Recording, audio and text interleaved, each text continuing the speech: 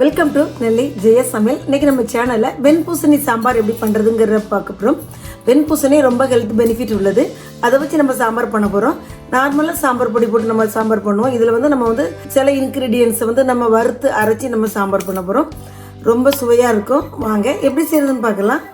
இந்த வெண்பூசணி சாம்பார் பண்றதுக்கு ஒரு குக்கர்ல 1 கப் அளவு நான் துவரம் பருப்பு சேர்த்திருக்கேன்.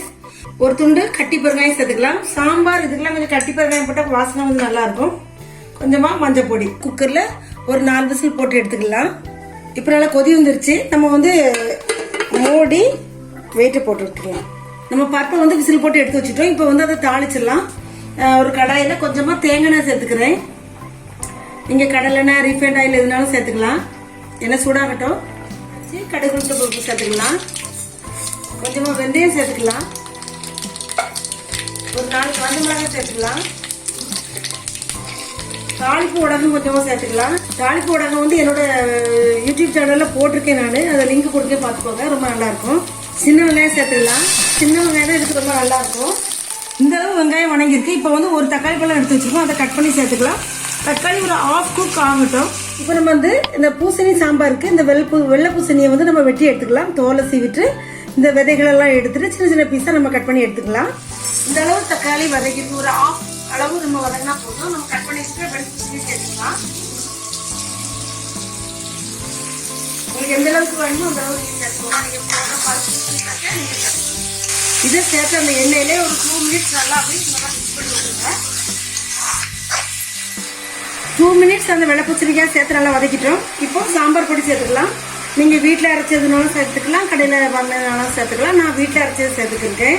நீங்க எந்த அளவு குவான்டிட்டி நீங்க பருப்பு வச்சிருக்கீங்களோ அந்த அளவுக்கு. நான் 1 கப் நிறைய போட்டுருக்கேன். அதனால 2 டேபிள் ஸ்பூன் அளவு சாம்பார் பொடி சேர்த்துருக்கேன். லாஸ்ட்ல நம்ம ஒரு பவுடர் நம்ம வறுத்து ஆட் பண்ணுவோம். ஸோ ரொம்ப காரம் அது ஆட் பண்ணாது. அதனால நீங்க பார்த்து சேர்த்துக்கோங்க. இந்த மசாலா ஒரு நிமிஷம் அந்த இலையில நல்லா மிக்ஸ் ஆகட்டும்.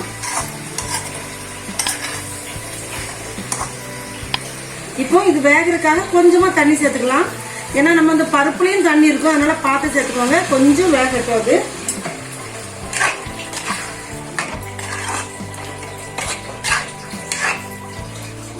தேவையான அளவு கல்லுப்பு சேர்த்துக்கலாம்.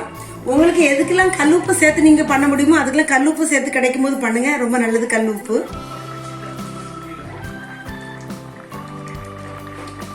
ஒரு 5 மினிட்ஸ் ஆயிடுச்சு. நம்ம இந்த வேக வச்ச பருப்பை உள்ள சேர்த்துக்கலாம்.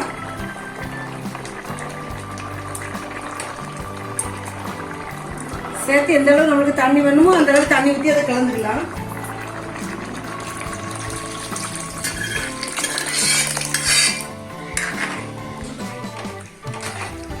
இப்போ நம்மளுக்கு தேவைக்கு தண்ணி ஆட் பண்ணிக்கிட்டோம். இது நல்லா கொதி அந்த வெண்பூசணி நல்லா வேகட்டும். அதுக்கு பிறகு நம்ம ஒரு சின்ன நெல்லிக்காய் அளவு புளி கரைச்சி வச்சு அதை ஊற்றணும். அதுக்கு முன்னாடி இது வேகட்டும்.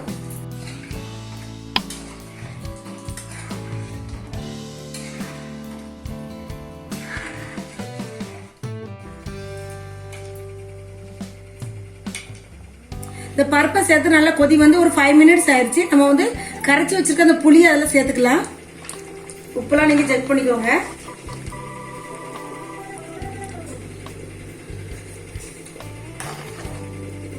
புளியை சேர்த்து ஒரு 5 மினிட்ஸ் அது மீடியம் ஃப்ளேம்ல நல்லா கொதி வரட்டும். இந்த பருப்புல நம்ம புளி ஊற்றி கொதி வந்துட்டு இருக்கட்டு. நம்ம அதுக்கடையில லாஸ்ட்ல அதுக்கு சேர்க்கறதுக்கு ஒரு பவுடர் ரெடி பண்ணணும். ஒரு 2 டேபிள் ஸ்பூன் அளவுக்கு கொத்தமல்லி விதை ஆட் பண்ணிக்கலாம். ஒரு பேன்ல எண்ணெய்லாம் சேர்க்க வேண்டாம். ஒரு 4-5 காஞ்ச மிளகாய் உங்க காரத்துக்கு தக்க. ஆல்ரெடி சாம்பார் பொடி கொஞ்சமா போட்டிருக்கோம். மீதி காரம் கம்மியா இருக்கும். அதுக்காக நம்ம காஞ்ச மிளகாய் போட்டிருக்கோம். நல்லா ட்ரை ரோஸ்ட் பண்ணிக்கலாம்.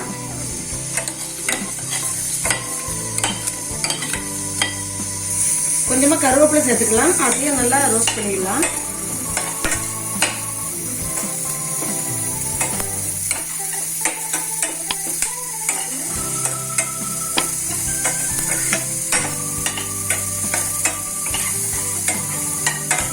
ஆல்ரெடி நம்ம தாளிக்கிறதுக்கு கொஞ்சமா வெந்தயம் சேர்த்துருந்தோம். நீங்க வெந்தயம் சேர்க்கலன்னா இதுல ஒரு பிஞ்ச் அளவுக்கு வெந்தயம் சேர்த்து வச்சுக்கோங்க. வாசனையா இருக்கும். இது வறுபட்டுட்டு இந்த அளவு வறுபட்டா போதும், எடுத்துக்கலாம். அதே பேன்ல கொஞ்சமா தேங்காய் துருவல், ஒரு 2 டேபிள் ஸ்பூன் அளவுக்கு தேங்காய் துருவல், அதுவே நம்ம நல்லா ட்ரை ரோஸ்ட் பண்ணி அதையும் குறகுறப்பாக அரைச்சி உள்ள சேர்த்துக்கலாம், வாசனையாக இருக்கும். வேண்டாம்னா நீங்கள் ஸ்கிப் பண்ணிடுங்க.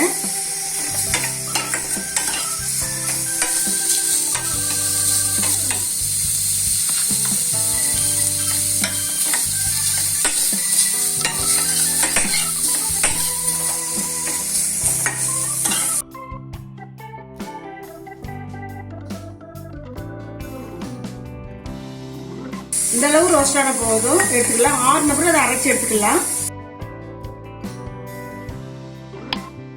இப்போ நம்ம அரைச்சி எடுத்துருக்கு அந்த கொத்தமல்லி, மிளகாய், அந்த தேங்காய், அந்த கருவேப்பிலையை இதை சேர்த்துக்கலாம். பவுடர்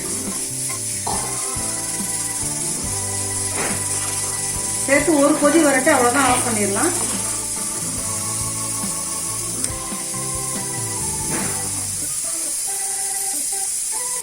நல்ல கொதி வந்துருச்சு. கொஞ்சமா கொத்தமல்லி எல்லாம் தூவி அப்படியே மூடி வச்சு பரிமாறலாம்.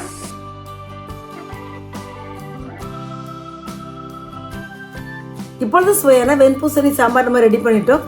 ரொம்ப மணக்க அவ்வளோ ஒரு நல்ல டேஸ்ட்டாக இருக்குது.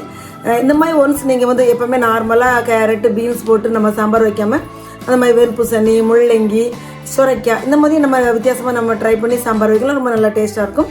கண்டிப்பாக இதை ட்ரை பண்ணி பாருங்கள். வீடியோ பிடிச்சதை லைக் பண்ணுங்கள், ஷேர் பண்ணுங்கள், சப்ஸ்கிரைப் பண்ணுங்கள்.